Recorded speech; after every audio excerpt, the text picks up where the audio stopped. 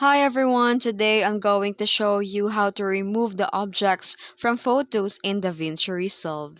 Let's dive in. First, go to Color tab.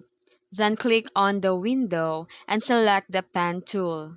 Now carefully draw around the object you want to remove. After that, open the Effects library and search for Object Removal, then add it to your node.